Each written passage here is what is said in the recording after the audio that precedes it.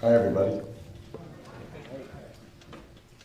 I apologize for my voice. I choked on something last night and I coughed all night. So I'm fine though. But I'll be a little scratchy. So it's a real privilege to be here. I think ASU is the spearhead of sustainability in higher education. Congratulations to President Crow and everyone here.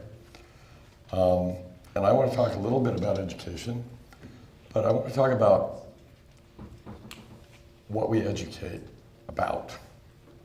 And I want to probably be a little bit pokey, because you'll see, I don't think we're doing anything really if we just be less bad. I think we're just being bad, but less so. And it's amazing to me that in places that honor the concept of science, people think that less and bad are numbers, and you take two negatives and you get a positive. Less is a relationship. Bad is a human value. Being less bad is not being good. It's being bad, just less so. So I'd like to talk about what it means to be good. And I've had the privilege of being the Dean of the School of Architecture at the University of Virginia. And as such, in 1994, I was able to live on the lawn at Mr. Jefferson's University, the first institution of public institution of higher education in this country. And as an architect, I can just tell you, it was a very moving place to be, because this is the rotunda, the head of the lawn, and we're looking here at the Platonic perfection of a sphere in a cube. This is the academy, this is Plato, this is truth, this is beauty. And as we look inside, we see not only in this beautiful orb in this cube, look at the rooms on the first two floors. They are ovaries. This is the source. And as we look down the lawn itself, we see the pavilions, 10 of them. These are the Lyceum. This is Aristotle. This is science, mathematics. This is form, this is beauty. This is the source. And we start to realize that we can actually physically manifest our understanding of the world by the way we design. Mr. Jefferson was a designer, if nothing else, because if you live in a house designed by him, which I had the privilege of doing, you realize not only is he your designer here, but you can go look at his tombstone nearby, his last design, and you will notice that on it, he only recorded the things he designed. It says, Thomas Jefferson, author of the Declaration of American Independence, author of the Statute of Virginia for Religious Freedom, which became the Bill of Rights, and father of the University of Virginia. That's it. Anything missing? Can you imagine being president of the United States twice, and it's not important enough to you to put on your tombstone? See, what we notice is he's recording his legacies, not his activities. He doesn't have a list of his jobs.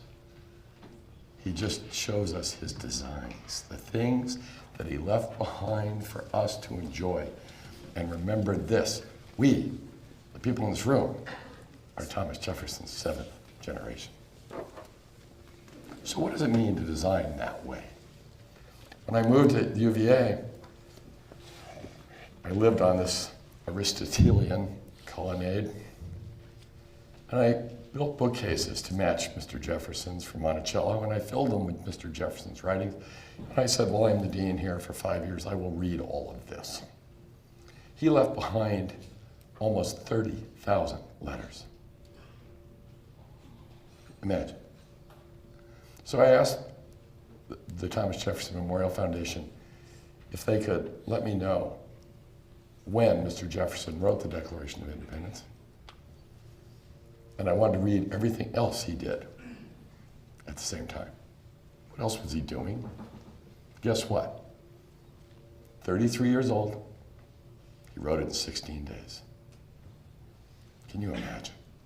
In the meantime, inventing the moldboard plow, etc., etc., etc. So this is his academical village. Gardens with food and delight, the rotunda, the library, the pavilions, the professors lived upstairs, the classrooms were downstairs, the students lived in between. You can get around in the winter without shoveling snow, it's too noisy. You can get around in the rain without getting wet. The Academical Village. These were the original disciplines at the University of Virginia. Moral philosophy, natural philosophy. These are where we would find, physics, things, chemistry, law, medicine. And when you put these professors in these 10 pavilions, and the state argued, the legislature, about giving them funding, and they said, how could you pick these 10 professors? All they do is argue with each other. And his answer was, of course they argue with each other. That's why I pick them. Education requires the fierce clash of ideas. If we look at his other work and his thinking about the history of rights, he read Anglo-Saxon and Greek. But if we look at the history of rights, as Roderick Nash from the University of California, Santa Barbara has pointed out in his book, The Rights of Nature, here is Mr. Jefferson studying 1215, the Magna Carta. Magna Carta is the rights of noble males. His Declaration of Independence, the rights of white, landowning, Protestant males, only 6% of the population. But then we start to see things happening. Emancipation Proclamation, 1863. Suffrage, 1920. Welcome aboard, ladies. Took a while. Then we see the Civil Rights Acts of the 70s. Native Americans, 1924. And then in 1973, the first time something other than a human is given the right to even exist with the Endangered Species Act under President Nixon. Now, isn't it interesting that over time we move from white noble males to other species? Where is this going?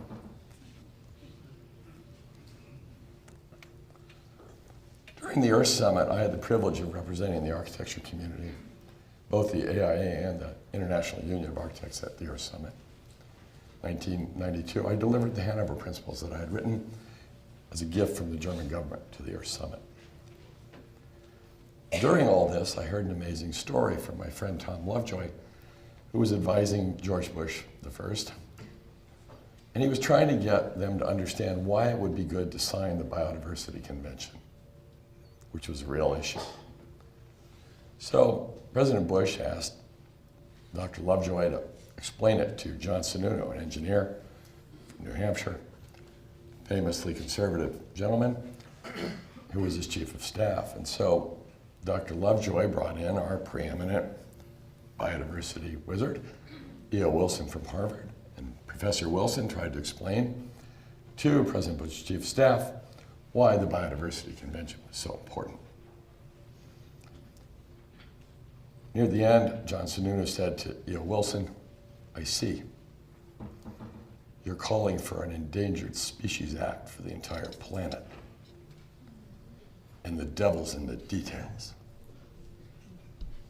Forget it. At which point, Professor Wilson stood up and said, no, sir, God is in the details, and left. Jefferson wrote a letter to Madison when they were designing the federal government. He decided a federal bond should be one generation. To him, it was 19 years. But as we know, it turned out to be 30. But he thought it should be one generation. This was his logic. He said the earth belongs to the living. No man may by natural right oblige the lands he owns or occupies to debts greater than those that may be paid during his own lifetime. Because if he could, the earth would belong to the dead and not to the living. The earth would belong to the dead. So, at that time, I decided I would have one simple design question that I would bring to all my work. And that question is, how do we love all the children of all species for all time? What if that is the first question we ask? And it's not just our children. It's all the children. What would happen to design if we asked that question? And what would it mean for us to find ourselves here, as we now call it, the Anthropocene era, the era where humans have become the dominant species, the era where we can change climate. 99% of the large mammals on the planet are under direct human management. Think about it. The Anthropocene. What does it do to our heads if we think about that? Because, you see, design becomes very important because design is the first signal of human intention. When you get up in the morning and you have intentions, you are a designer. So what are our intentions as a species? If we intend to destroy the planet, pollute the water,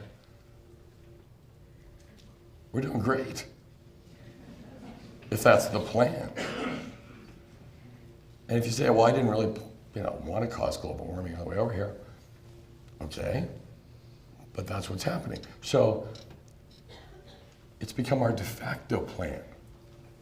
It's the thing that's happening because we don't appear to have another plan. Who's got the plan? So we also decided we will design for 10 billion people. That's our assignment. And we can't just stand here and say, oh, woe is us, we have to reduce the population, like you might have heard from some famous recent politicians that are on talking about climate change, etc. If we don't love every child that's born, if we look at a kid in India and go, population problem, human rights cease to exist, just like that. We have to love every child that's born and celebrate their creative opportunity in a world of abundance, not a world of limits. Limits to growth, 1972, highly problematic because it looked at a lot of materials and systems and said, oh, when they end up with the end of their useful life, well, they're fully depreciated. They like disappear off the ledger. Where did it go?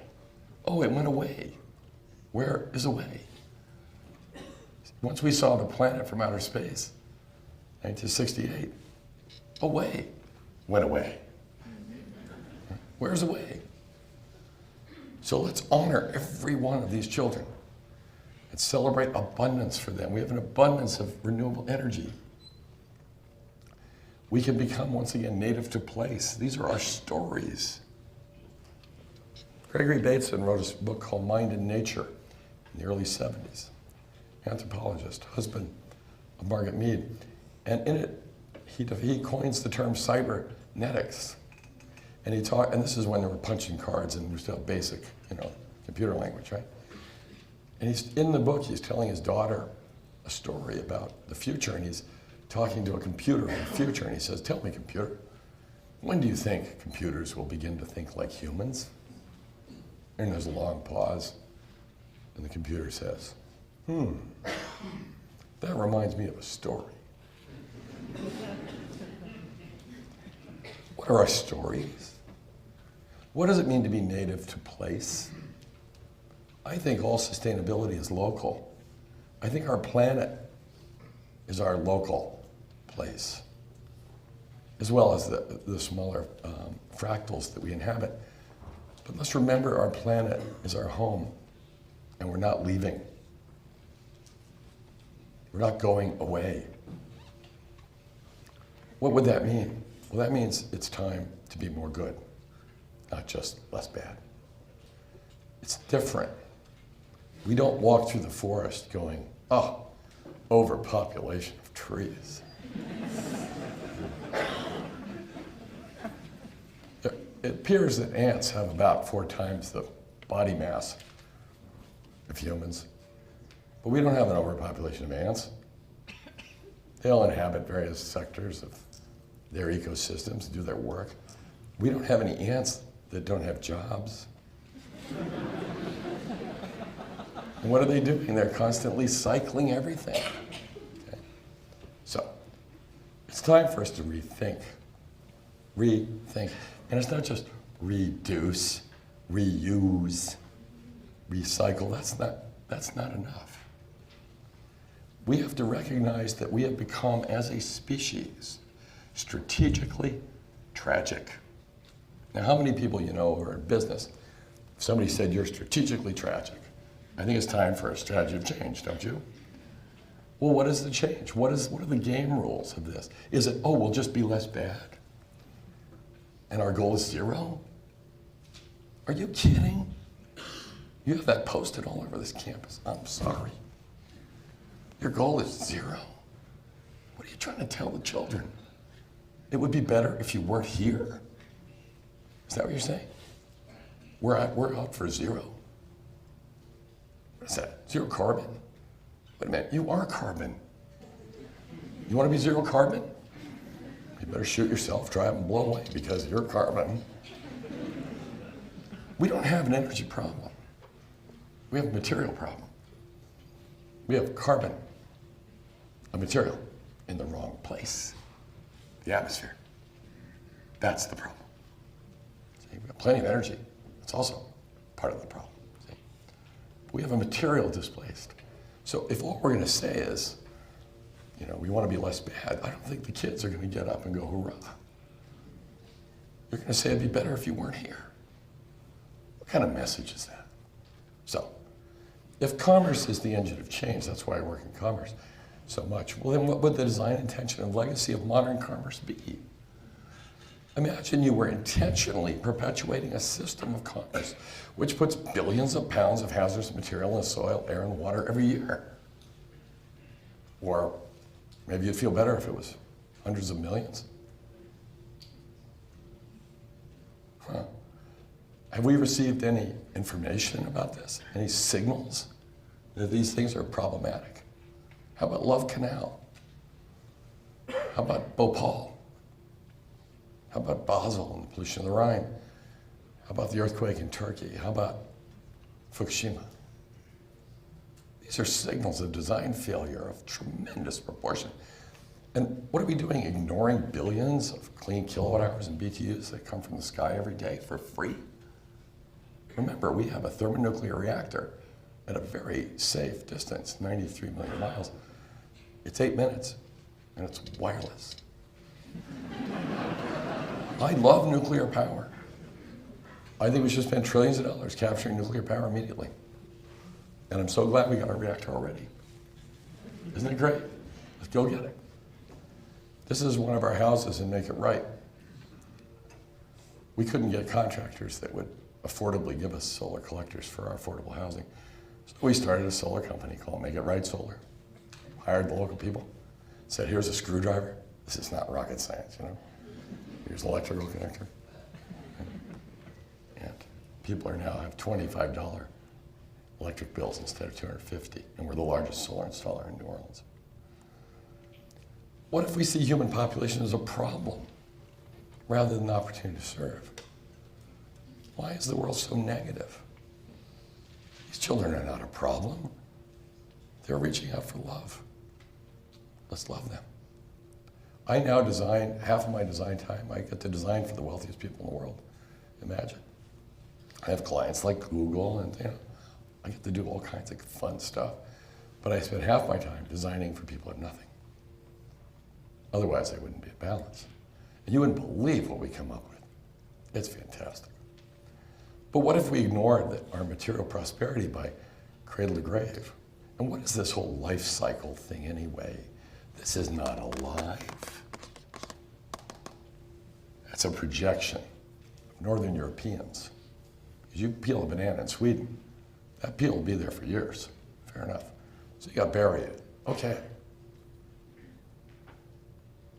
You don't have to bury it. Rome or the jungle. What if things were in cycles, use periods?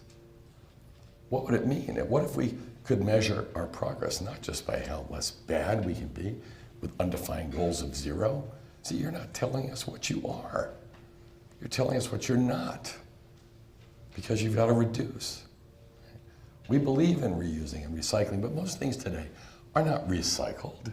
They're downcycled, the term we coined in our book. Things are losing their quality. Clear polymers become park benches on their way to landfills. So efficiency is insufficient. All we want to do with efficiency, this is a project that I was given by Bill Ford in public. Redo this. He didn't even tell me he was going to do it. When I asked him later, why did you do it in public without telling me? He said, if I had asked for permission, I never would have gotten it. You've never designed an auto plant before. So let's go produce shareholder value, or we're both toast. But what are we going to do? Just reduce our footprint? I hate it. People run around going, we have to reduce our ecological footprints. Yeah, okay, fine, tiptoe. But wait a minute. I want to stomp around and leave behind wetlands. Because you could pour a little less asphalt, but as far as I'm concerned, it's still 2 words, assigning blame. So, typical reporting today, social responsibility reporting, there are all these charts that look like this. I'm a design guy. I also do business. The only people I know that like charts that go down to the right are the people handling expense reports. Business are meant to be producing revenue. Hello? This is silly. So you're going to tell us you're going to reduce your carbon by some point? Yay, good. You tell us what you're going to do. Just tell us what you're not, and your goal is 0. You're trying to tell us it'd be better if you didn't exist. I don't understand that. Imagine this.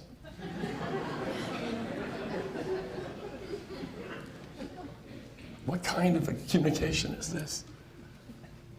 You're telling us what you're not. Does that help me when I'm shopping? Or even more amazing, we would say, oh, it's whatever, free of, some toxin. It just tells us it's free of that. It doesn't say what it is. So how about this one? Plutonium-free butadiene.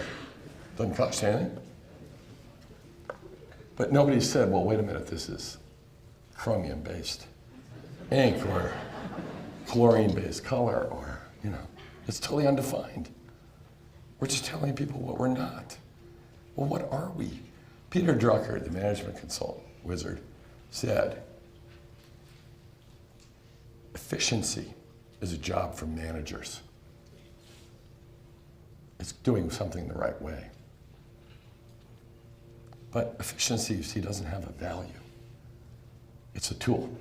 It's not a good or a bad. What if you're a super efficient terrorist? Right? Is efficiency a good? Not if you're a terrorist. Okay, so efficiency is just a tool. And a tool's value is established by the purpose to which humans put it. So a hammer doesn't know if it's good or bad. If I hit you with it, it's a weapon. If I build your house, it's a tool. So Drucker said the executive's job is to be effective and do the right thing. The manager's job is to do it the right way. So that's why I'm poking at you. What's the right thing to do? All you're telling me is what you're not trying to be. What are you trying to be? See, it's different. It's fun. It's fun.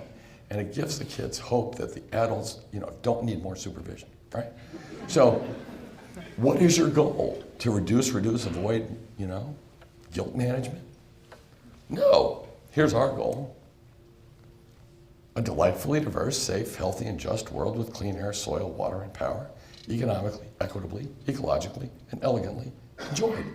Period. Any part of this you don't like? Let's start designing into it. Watch what happens. 1108, Saint Hildegard von Bingen. Look at this poem. It's my favorite poem. Glance at the sun. See the moon and the stars. Gaze at the beauty of Earth's greenings. Now, think.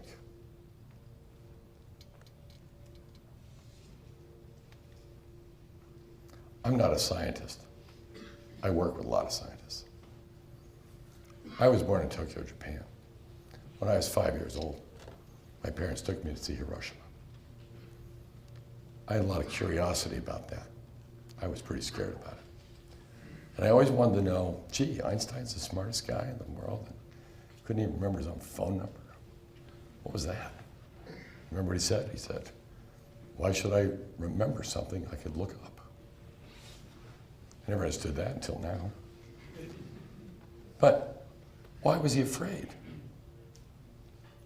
Well, when I got to Dartmouth, I was an art student, but I decided to take nuclear physics because I was curious. So I went to my professor and I said, I want to know why Einstein was afraid, and I want to know how Hiroshima disappeared. On the political front of why we would do this to somebody else, I'll take that over in the Govy department, fair enough. But I want to know how that happened. Physically, what happened? One flash, bang. And he said, well, you need to learn the special theory of relativity. I said, okay, you're my teacher. Teach me. So he handed me this big book. I said, here it is, read this. I went back to my room and I went, I can't do this. No way. Onion skin paper, endless. So I left it open on E equals MC squared. And I lit a fire. Dartmouth, we had fireplaces. New Hampshire, trees and weeds. So, in those days. So, I'm sitting looking at the fire and I'm going, I can't do this formula, so I'm in crisis. And I'll never be able to do this. And then I'm looking at the fire and I'm going, there's entropy. Everything's going to chaos and burning. It's 1970s, before the Antichrist. It's going to chaos and not to reaggregate. And we have the special, we have the second law of thermodynamics going on. We have all kinds of stuff going on here. And I thought, well, I'm from Asia. What's the opposite of that? What's going on there? Chaos. It would be order. Okay, what is order? It's not exergy. Right? It's really what is negative entropy in a sense. And I don't know a lot about these things at all, but I just thought about it and I went, well, man, it must be the log itself. And then it occurred to me, oh, I see. A disaggregated form of energy coming from the entropy, 93 million miles away, is reaching the Earth's surface. And it's being aggregated by dispersed receivers, leaves of trees. And it's collecting the minerals in the water and it's putting in the log. Beautiful. So I thought to myself, if I'm ever an architect, I want to design buildings like trees. I just remember, in 1970, we did not have wheels on our luggage. We are not that smart. Okay? It took us 5,000 years to put wheels on our luggage. So I thought, well, what if I could design a building like a tree? What would the design assignment be? Oh, it would be, let's design a building, not that's some LEED rated 20% less bad building, with recycled polyvinyl chloride carpets getting points for recycled content of toxic material, with endocrine disruptors for our young women, so they have problems with children. And mother's milk. Mother's milk is now contaminated with hundreds of chemicals. It would be illegal to sell on a store shelf. What are we doing? So I thought, wouldn't it be great if I could design a building that made oxygen, sequesters carbon, fixes nitrogen, distills water, provides habitat for hundreds of species, accrues solar energy as fuel, makes complex sugars in food, changes colors to seasons, microclimates, and self-replicates. That's the design assignment of a tree. And we have wheels in our luggage. See? So, this is interesting. So, if physics, this is not science, I'm not a scientist, but it's occurred to me as a designer that E is physics. This is from here, it's or physics. And then M, oh my goodness, is chemistry, and this is math here. And if we take all the chromium from South Africa, which we always did even during apartheid, and we put in little holes in the ground of our products, in our not peanut butter jars and so on, then future generations will go, what were you thinking? You've toxified us. And we've lost the usefulness of this material. What are you doing? Okay, so there's the M. What's missing from this?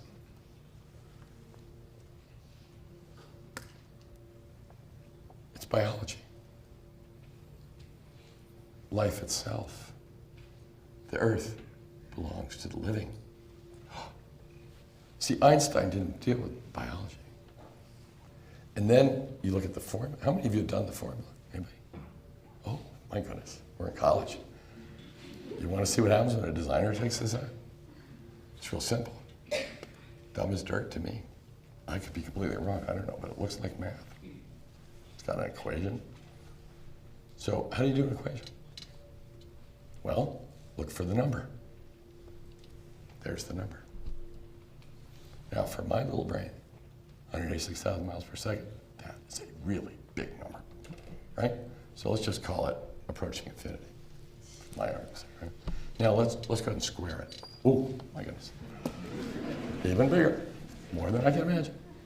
Which means that if M is in any way a positive number, as in one atom, then E is a flash and a city disappears. That's why Einstein was afraid. That is the atomic bomb. So, that's a tool. Its value is assigned to it by the purpose to which it's put. But this is a very big problem. To have designs that produce waste that take thousands of years to deal with and are very expensive. But also, I've looked at Crick and Watson because they said, what about the life? What about biology? 1953, DNA. In 1962, Crick gave gave a speech at the University of Washington called Of Molecules and Men. And in it, he said, what does it mean to be a living thing? He called it the nature of vitalism. What does it mean to be alive? And his conclusion was that in order to be a living thing, you had to have growth. You had to have free energy from outside the system. Because a business can't grow without income. And typically that's solar energy for life. Oh, good. And the third thing, you have to have an open metabolism of chemicals operating for the benefit of the organisms in their reproduction. Open metabolism of chemicals operating for the benefit of the organisms in the reproduction. And so what are we making, folks? Toxic things. Oops. Okay. So we have to revalue and remeasure. And it's famous now that engineers are said to know more and more about less and less until they know everything about nothing.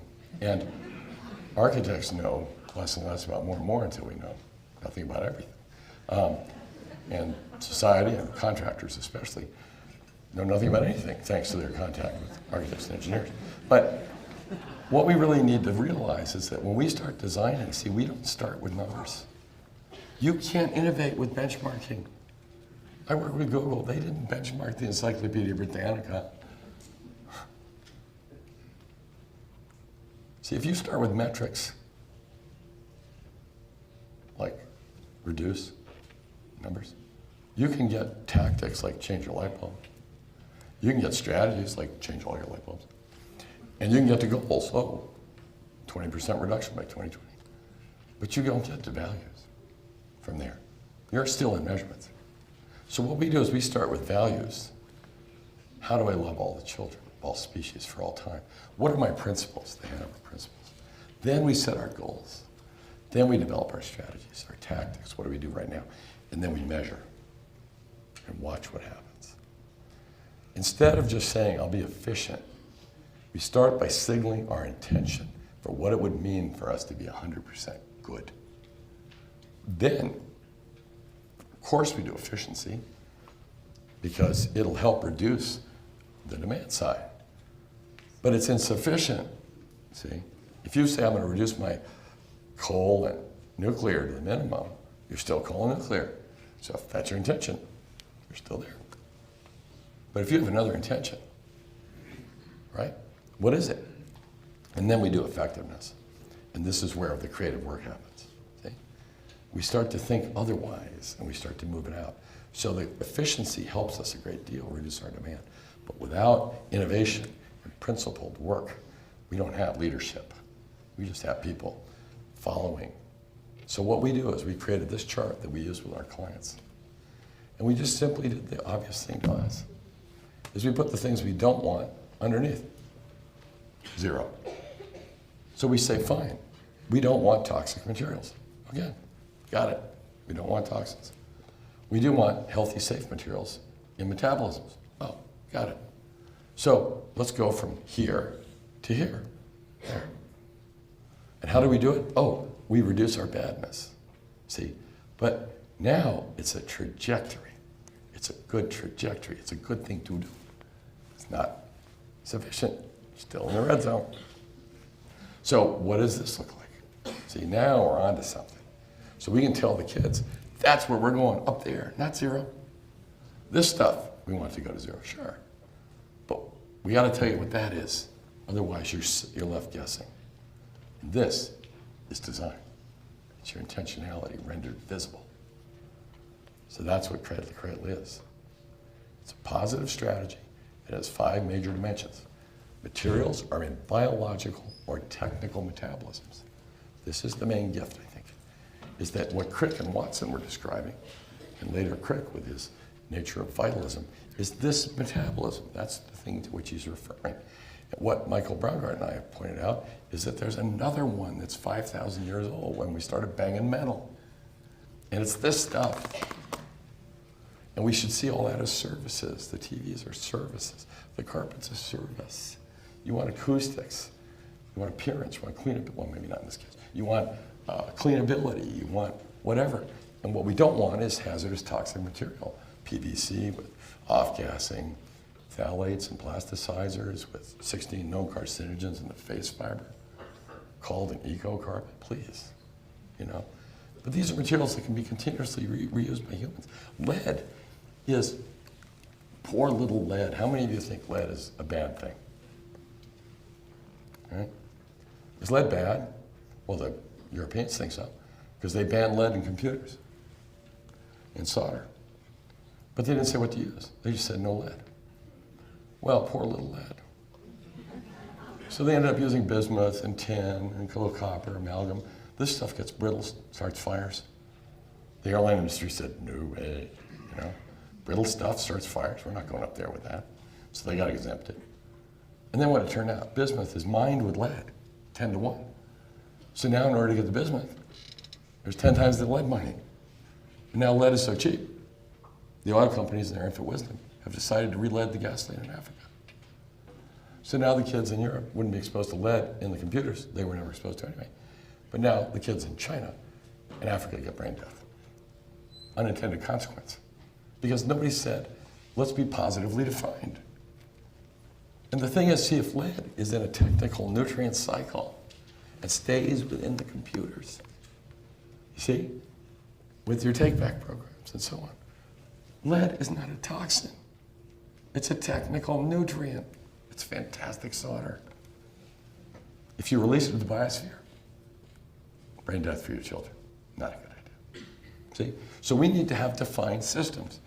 These things belong in sequestered systems. These go back to the biosphere. So my first product that we designed was a fabric in Switzerland in 1993. The fabric is so clean you can eat it. It's been selected by the Airbus company as the fabric of choice for airplanes, which is great news for everybody. Because if you find yourself 40,000 feet with an extreme fiber deficiency, you can safely eat your chair.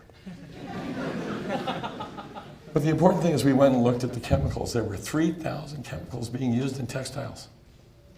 3,000. And in this company, 250. Undefined. Okay. So we went in and we inspected all the chemicals and we came up with 38 that were so clean that the water coming out of a textile mill, and we could do every color, every finish, everything we wanted. The water was coming out so clean, it was as clean as Swiss drinking water. And when your factories full of dark, heavy vats full of hot liquid, imagine. and the water comes out as clean as Swiss drinking water. Welcome to design. This is design. Factories, water purification systems. Nice, right? And the textile used to have its trimmings before we arrived, had been declared hazardous waste by the Swiss government. You couldn't bury or burn it in Switzerland. They had to ship it to Spain. Is there something we don't understand about the equal sign? You know, here's your fabric, and there's your trimming, and there's this hazardous waste, and there's an equal sign. So the cheapest thing to do is just don't trim it. Just send it to your customers. We're insane. I mean, it's insane. So we decided, what if the trimmings were mulch for the local garden club, started pushing up strawberries, etc. Anyway, the fabric, huge success, 20% cheaper to make. Okay. In Vancouver, the maintenance guy at the sewage plant was watching his pipes fill up with crystals. You have to replace them all the time because they kept shrinking. So he put it in a vortex, see if it would keep it in suspension. And what happened? Out came this. Struvite, it's phosphate, slow release fertilizer. You can sell it at 12% profit. So what if our sewage treatment plant, what a name. That's a liability, isn't it? Doesn't that cost the city money? Isn't that eutrophy the bays and rivers and with point source pollution? And aren't the farms causing non-point source pollution every time it rains with the phosphates? By the way, phosphate from Florida is the largest single spread of low-level radioactivity in the world. And we're running out of phosphate. And the Chinese have captured the phosphate market. Most of it's in China and in Morocco. So we all need 4 grams of phosphate a day. What if our sewage treatment plants became nutrient management systems? What if they made 12% money on the phosphate, 12% money on the nitrogen, 12% money on the compostables that go into gasification systems? They become assets instead of liabilities. What is our design paradigm anyway? See, we eliminate the concept of waste. We're not saying minimize waste or zero waste, because if I said pink elephant, don't think of a pink elephant. What happens? So if I say waste, you think of waste. We don't say the word waste. Everything, nutrient and metabolism. So carpet for Shaw Industries, Berkshire Hathaway. We design what it looks like too, but this is the carpet, Cradle-to-Cradle certified. It's carpet made with caprolactam to nylon 6, infinitely reusable. And the base is a thermoplastic polyolefin using new Vitalism chemistries, infinite reusable. Okay? So it's not PVC being recycled. Right? This is designed to be recycled forever. So you send it out to your customer and it's on their floor. Those are your raw materials for the future. You get to warehouse your materials on your customers' floors. Isn't that great? And you have a relationship with the customer. That's the valuable thing. And the molecules are perfectly designed to come back to you. Nice. Okay, these are new business models. We do Steelcase, Hayworth, Herman Miller. All these chairs are Cradle-to-Cradle chairs. And we're not saying that chair is going to go to Mexico City and 15 years from now you're going to do a take-back program. That's ridiculous. That chair's not going to go back to Grand Rapids, right? But aluminum, polycarbonate, polyethylene, steel, rubber, they're all marked. These chairs are all designed to come apart in 5 minutes or less with tools you'd find in a kitchen drawer. So they could go back to the international material pools of raw materials for reuse, you see. It's beautiful. So we have these materials for our constant use as a species. So we can celebrate the making of things. See, right now, so we've got to reduce our consumption. Like you can consume a TV, come on. You consume a TV, 4,360 chemicals. You don't consume TVs, it's silly. These are products of service. And we want to infinitely reuse the materials, of course. How obvious is this? So, when we were handed the River Rouge $2 billion 20-year project, this is what we started with. The joke in Dearborn clearly is that this is a color photograph. But this was Henry Ford's, centerpiece of the first industrial revolution, what Churchill called the arsenal of democracy. So instead of just saying, let's shrink its footprint, we said, what if we could think about design differently? What if we made the world's largest green roof? What if we purified water with plants instead of 3 chemical treatment plants, 4 miles of pipes? What if we gave Michigan State research money to study how we can remediate these soils in situ with plants? It's fantastic. You know, the bulrush loves cadmium. Why can't we do this? Our goal was really simple. It wasn't parts per billion anything. It was, we'll be done when Bill Ford sends his children to play here. That's when we're done. Like that. This picture is the roof. That's a roof. It's only 1.5 inches thick, 7 pounds a square foot. We're cheap, we're light. We found it in Germany. It took some work. Because when I first got to Ford, they put a paint engineer in charge of me.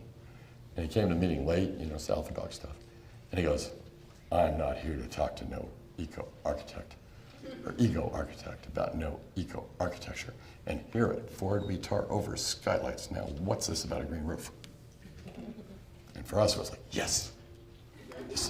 This Nietzsche said, you know, doesn't kill you, makes you stronger. You need people like that. By the time we got done, he's now in the sustainability business. It's pretty exciting. And we went to Germany and we found a roof that was used by the Stasi as camouflage. It was really cheap in East Germany during the Cold War to hide the airplanes. It only weighed 7 pounds a square foot. So we brought it over, we brought the Germans over. And see those? Those are killdeer eggs. They landed and they were nesting within 5 days. So when I had to present this to Ford's board for approval, they gave me 1.5 minutes. And as they walked in, Bill Ford said, Bill, I bet they didn't give you much time. Take twice as long as they did. I said, it's okay. I got 1.5 minutes. That's all I need. So this board is a very important fiduciary group, as you can imagine, in the car business. So I said, I have 1.5 minutes, so I'm going to take the first 30 seconds to tell you the building's for the birds. And this is true. And they're all going like, as we like to say, hound dogs reading an algebra book. You know, like, huh? And I said, but you're fiduciaries in the car business. So I have to talk in terms of money and cars. So it's really simple. You're about to spend $48 million. It's all posted in your books, budgeted for Clean Water Act, meet the law. You're about to do it. You're a responsible company. And our system with the green roof, the landscape's 13. So we're going to save you $35 million day one over conventional design, and with $35 million savings in CapEx day one, with the Ford Taurus at a 4% margin out of Chicago. This is the equivalent of receiving an order for $900 million worth of cars. You want it or not? Anyhow, approved. The building makes more energy than it needs to operate by harvesting solar energy. It's a net energy exporter for the year, 13%. For Herman Miller, we designed a building full of daylight and fresh air for 10% more than the Butler building. And look what happened. The building cost $15 million. 350 people moved from a dark building to this building, full of fresh air, daylight, and the Beach Boys, right? We looked at them and said, hey, you're in Michigan, you know, where do you want to be? California, of course. So we built California. So they go to work in Aloha shirts. It's fantastic. But look what happened. The year before, they were making $250 million in furniture. A year later, they're making $350. That's a $100 million bump. Same people. Take out the materials. It's worth $45 million a year in profit to the company. Well, that's amazing. That's revenue. That's growth. And the building cost, $15 million. Oh, that means we paid for the entire building in 4 months. That's what that means. We didn't save a little energy. So you go look at a spreadsheet for a big company. The energy is nothing. You can't find it. It's in the operating system. Look at your people. Watch what happens. So NASA asked me to help with the Mars station a couple of years ago, and I said, I can't do this. Why not? Because you haven't landed on Earth yet. We're a planet too. And your buildings are really not up to speed. And if you guys can do that, then what if you tried to do it down here first, okay? Let's get this down to Earth. So we had fun. We went to the Johnson Space Center. We went to the room where they heard the words, Houston, we have a problem. And we started the project there. And we said, let's have the same team that can do this. Well, how are we going to power it? Oh, nuclear power. Yeah, I got it. 93 million miles away. Figured that out for us. Hallelujah. Okay, we'll do that. Oh, how about, what's going on here with the water? Well, we can drink our own urine, we kind of have to. You think about San Diego and Sydney and toilet to tap, oh yuck, right? Are we learning how to do this? The Singaporeans figured it out. Turns out it's a PR campaign. Right? You know what they did? They said, well, Malaysia could turn off the tap on fresh water in us in a second. So they just called it new water. Genius. Who wants old water? Genius. It's H2O, what's the problem? Get over it. Anyway, so we said, what if we built a space station on Earth? And so based on Tranquility Base, let's go to Mars later. Let's go here first. We got to stand right there. It was fun. So with Houston, we looked for a solution. So there it is. This is where it landed. I call it a geosynchronous space station. Low orbit. Anyway, it's at NASA Ames Research Center. It's right here. That's the headquarters of NASA, California. And you see, these are all wind tunnels and stuff. They all have exoskeletons. These are all research buildings. So we designed a building that's designed to make 120% of the energy it requires. It purifies the water. It breathes every 3 seconds. Every 3 seconds, these windows open and close automatically. It's the most highly censored building in the nation. The people who work there, I call them the terranauts. They get to go home at night. But the building is constantly breathing. It knows the temperature, the humidity, the pollen counts. It's fantastic. And guess what? Same budget as a normal building. Right?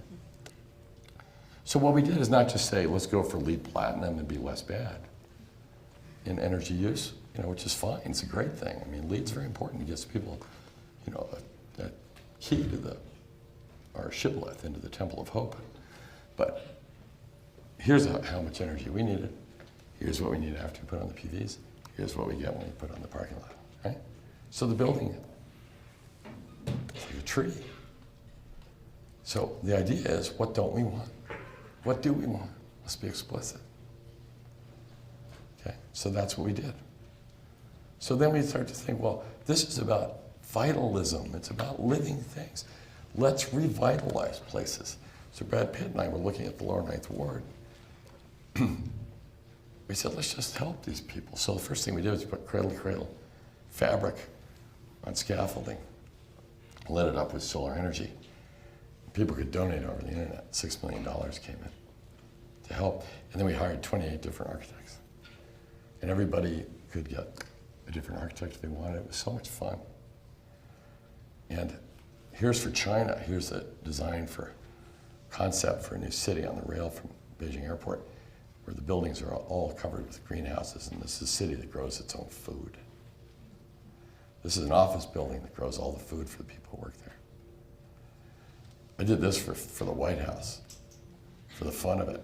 John Holdren, America's chief scientist, said, what is this? And I said, this is Washington growing its own food. And he said, oh, this is the first time I've ever seen Washington being productive. Because we're looking at new technologies, right? What are we supposed to do? What if our window shades were salad bars? I don't know, it's fun. Here's a building we designed for Barcelona. The floor plans are here on the right. We don't have potted plants. We're going to restore the ancient butterflies that are going extinct in Barcelona. Why can't a building restore biodiversity? Why not? So we want to be new. We want to be fresh. I've been asked to consult on the future of Beijing, Shanghai, and Shaanxi province, and what to do about the wind in these places. Beijing is about to add, see the 5 rings? They're going to add a 6th ring in Hubei province. They're going to double in size, 20 million to 40 million in 5 years. They don't have any more water. They don't have any more power. So we're developing a system of how they can do that. I'm working on a way that we can create new business models that are super productive, that allow us not to socialize the risk like we did with our banks recently, but let the risk be privatized and let the society benefit. So the developers out here will buy, they will create efficiencies in here in order to get the right to do this, you see. And in the end, the entire city will use 25% less water and less energy and have twice as many people. So what is the role of design? What is the role of commerce? Jane Jacobs points out humans have evolved two syndromes of survival, what she calls commerce and guardian. Commerce is business, very fast. Guardian is the government. So for commerce, I would just like to speculate for a minute. After I went to Dartmouth, before I went to Yale, I worked for King Hussein. I lived with a Bedouin in the Jordan Valley, and my job was the young field representative, to look for the sites for the future for the Bedouins to settle, because they couldn't be nomads anymore, because of the border with Syria, and the border with Iraq, and the border with Saudi that had closed. And Hussein himself is a Hashemite Bedouin. Palestinians were in trouble because the Israelis, would come over the river and attack back. It was a real mess. They had been moved to refugee camps. This is not a great situation. But I learned to live with goats. I love goats. But what I realized is if you have one goat and you eat it, that's currency. It's flow. It's here, it's gone. And now when you look at our financial markets and they deal with currency trading, it's just so abstract, you see. It's here and it's gone, it's nothing. It's so derived, it doesn't mean anything anymore, right? It's currency. Okay. But what happens if you have a herd of goats? Huh. Amazing, you have this factory that follows you around. And it gives you the wool for your tent and your clothing. It gives you meat, it gives you water bags, it gives you butter, it gives you milk, it gives you oil for cooking. Think about it. And it follows you around. And it eats everything you can't, And it captures solar energy and every little bit of water, and then it gives it to you and its firstborn children for your kids to play with. It's awesome, right? Guess where the word capital comes from? Heads. Caput. Heads of goats. Capital. So I think the other thing I'd like to do, and I teach in business schools, is to talk about the difference between currency and capital, which we don't seem to do anymore. And if you take the currency of the sun and the earth in a living system and you add solar income, the only thing we have from outside the system, the only income on the planet is energy. That's our income, right? We don't have mass income. It's not raining phosphate, right? We have a little cosmic dust and the occasional meteorite. That's about it, right? Nothing to rely on. So, fine, income, go. And we put the carbon with the income and we get living soil, the basis of life itself. The carbon belongs in the soil, not in the atmosphere, right? We sequester this carbon from the atmosphere. And we get capital. You eat the apple, but you plant the orchard. Orchard is the capital, right? So what we're looking at with Cradle-to-Cradle is a concept that I'm naming, and it's the first time I'm presenting it tonight. I call it recurrency. See? It's recurrency. And then we recapitalize. And then we do it over and over again for all generations. And so what is the role of the guardian, the state? Well, the state is very different from commerce, you see. The guardian is very slow, it's very serious, it reserves the right to kill, right? Go to war, execute criminals, and it can be duplicitous. CIA is legal. But business, no. Business is fast, it's efficient, it's effective, and it's fundamentally honest, because I can't do business with somebody for very long if I'm not honest. So if you put the two together, you get what Jane Jacobs called monstrous hybrids, like the mafia, right? Yeah. Does business but reserves the right to kill. That's a problem. So you got to keep these two things separate, because the guardian slows down commerce. We heard today that the computer companies are worried that there are 50 standards being needed, because every state and country is feeling the need to express their standard, because they're terrified. There's no uniform consciousness about things. But if the computer companies took on their own design assignments and said, oh no, we want it all back. This is our assets. We don't want them telling us what to do with it, because then it gets all mixed up. Why don't you let us do it? But we have good intentions, and we have a system. See, we don't have that. Guardian doesn't see us with good intentions. They don't see the system. They'll just say, lead free. Right? Free up, that's all. So a regulation is a signal of design failure. The state has to step in and say, not okay for you to pollute this river. Like that. So what does the regulator have? Sticks. EPA is in a very desperate situation today. They're not respected by industry. They're retreated into the corner. Congress is cutting their budgets. And it's people with sticks. Right? So what we're saying is, what if you could offer industry, what if we could give you carrots big enough to use as sticks? Wouldn't that be interesting? Let's go hit them over the head with it. We'll go hit business. Like, think about it. All those projects I showed you, all those products, they're not regulated. That fabric is not regulated. There's nothing to regulate. There's no toxins. Why is it cheaper? There's no paperwork. Amazing. So our goal is a delightfully diverse, safe, healthy, and just world. Clean air, soil, water, power, and so on. So what happened in California? Go figure. The legislature put this forward and got it approved. Isn't that amazing? They called us up and said, sorry, I've got to use your language. That's what we want. So Governor Schwarzenegger called me, he sent me a letter. He said, if you give over Cradle-to-Cradle to the public through a not-for-profit and your certification program, which is your private quality system, and you give it to the public, I'll try to make it the law.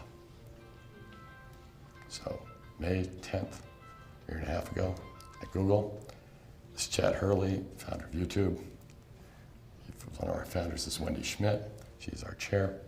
The Schmidt family, Eric and Wendy, have given us $1.5 million so far.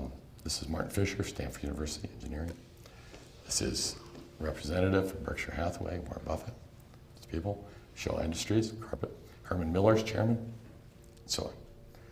We announced the new institute. And so the question becomes, what does it mean to be native to this planet?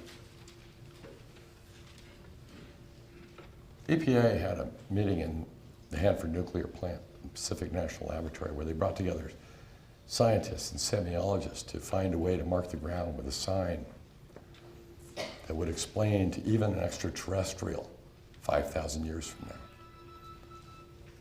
not to dig here. What is the sign of the most extreme danger? What an amazing assignment.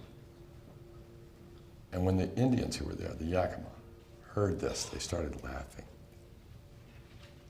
And they said, you really don't need to worry about this. We'll tell them where it is.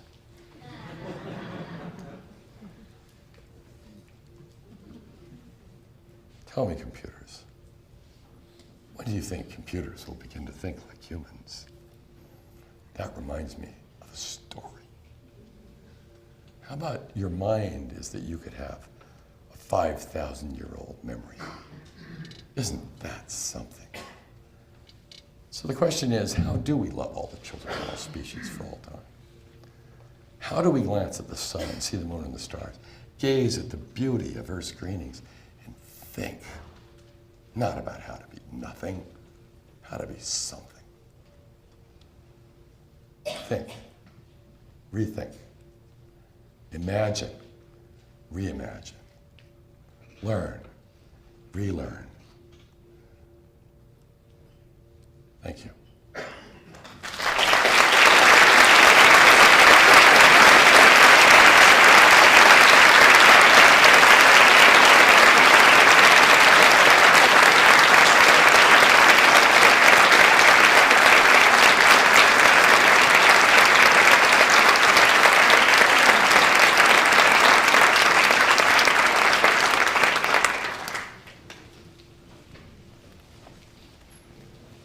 Take questions.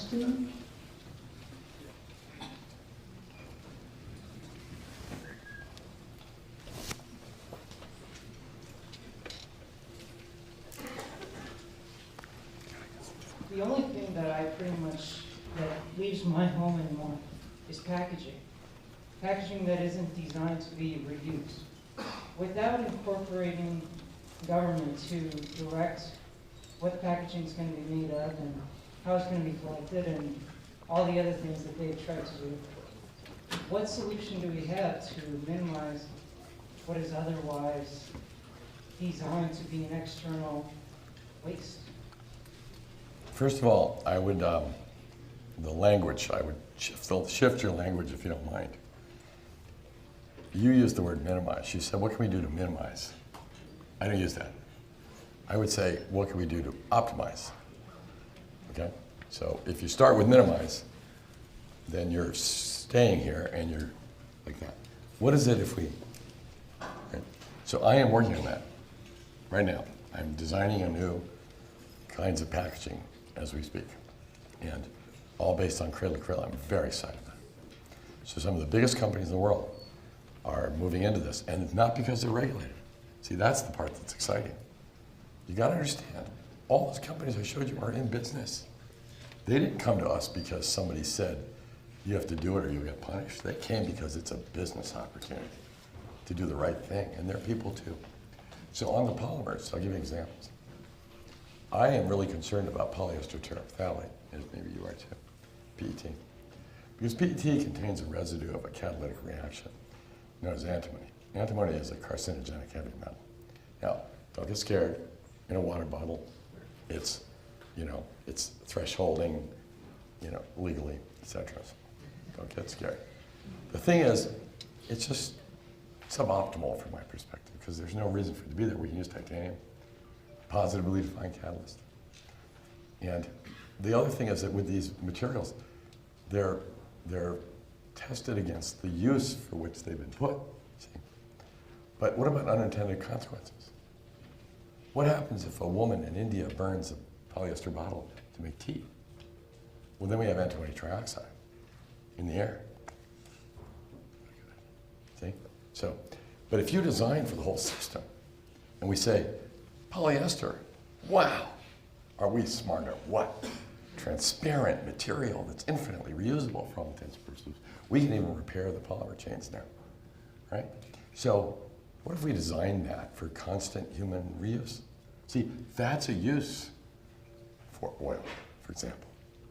Because if I take the hydrocarbons out of the ground, or the carbohydrates from above the ground, really, hydrogen, carbon, family, and I can infinitely reuse it, then I have what I call endless resourcefulness.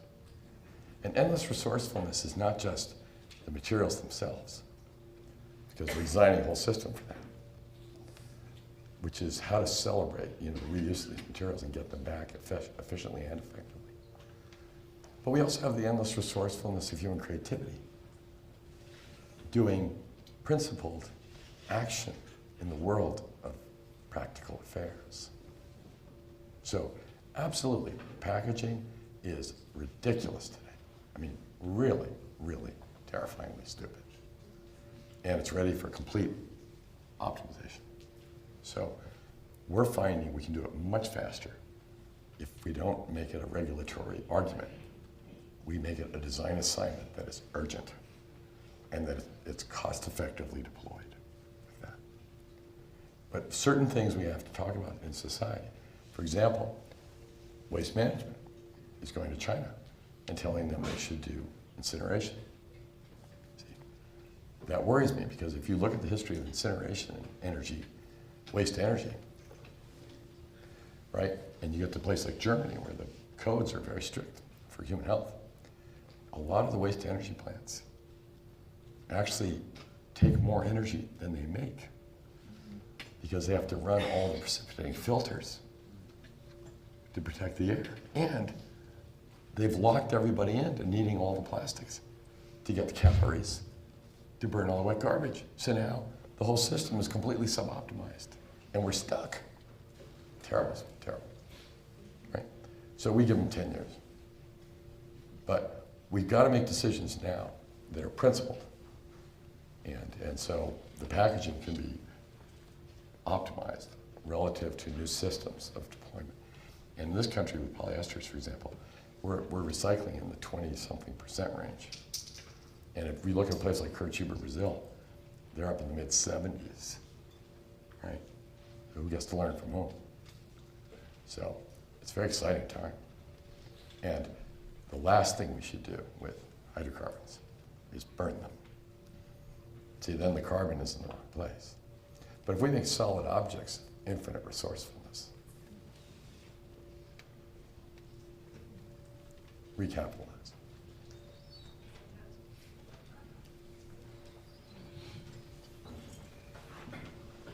But we have ways to design all the inks in papers and get rid of all the nasties. You do this all with just a positive attitude and good chemistry. Right? That's what it's going to take. And you got to do it with business. You got to go fast. First, thank you for your work and for coming to speak with us. 2 questions. First is, where are you teaching this business class, and when and how can I get in? Anyway, right here, right now. I've been presented with an interesting approach to waste to energy involving a plasma torch, basically superheating material, precipitating it into basic materials as industrial inputs. I would imagine that this has crossed your path at some point. I'd love to hear what your thoughts are on it. I'd be happy to talk about that, but not right now. Because you have to look at that as part of the whole system.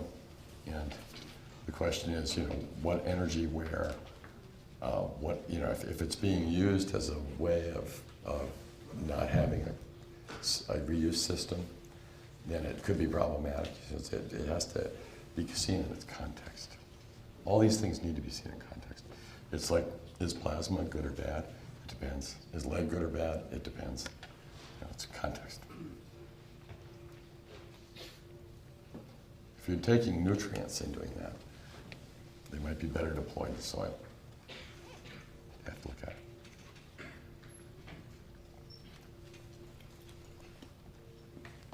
Hi, thanks again for speaking. I just wanted to know, is it fair to question the sustainability of the mass production of everything that goes into solar power panels in the solar power industry? Of course it's fair. It's all fair. The way we look at that is you got a bunch of issues. You got the embodied energy, right? And I remember 20 years ago we looked at solar collectors, and it took them about 12 years of energy production to pay back the aluminum frame, right? So you really want to look at them as a whole system and how much energy it takes to deploy them. The other thing that's interesting about the solar collectors is that we see, for example, cadmium telluride. Cadmium is really concerning because it's a carcinogen. It's also a mutagen. And so you could say, oh, it's a toxic material. That's a problem. And indeed, if it's in the biosphere. So would I put a nickel cadmium battery in front of a child with a little toy hammer? I don't think so, okay? But if I put it on a roof and it's making solar energy, and the company that put it there is responsible for it, and 20, 30 years from now takes it back, and they know how to handle the cadmium safely, see? Then it's in a technical nutrition cycle. So that's very important. Sorry, and then you have all the production issues.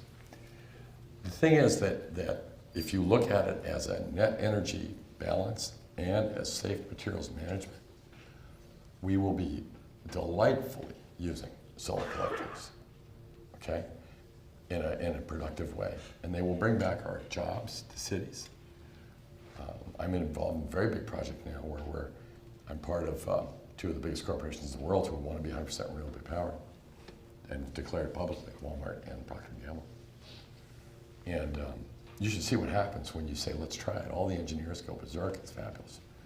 Because they're all trying to go first, All of a sudden, you're just crashing through barriers left and right. It's really something. But they must be deployed in ways that we can get them back, okay? But we can. And so we're looking at brownfield redevelopments in cities for solar deployments now, because it'll help bring our jobs back to our cities, and because it's the only outside form of income. And the other thing, you know, with I'm very involved in China, as you know, but see, I was born in Japan, right? So just think about this, in 1947, if we were sitting on a porch in Canton, Mississippi, drinking mint juleps, right? Would we be looking out at a field going, gee, you know, in 50 years, right there, we'll be the world's largest automotive factory, it'll be Japanese. Let's see, now we're racist.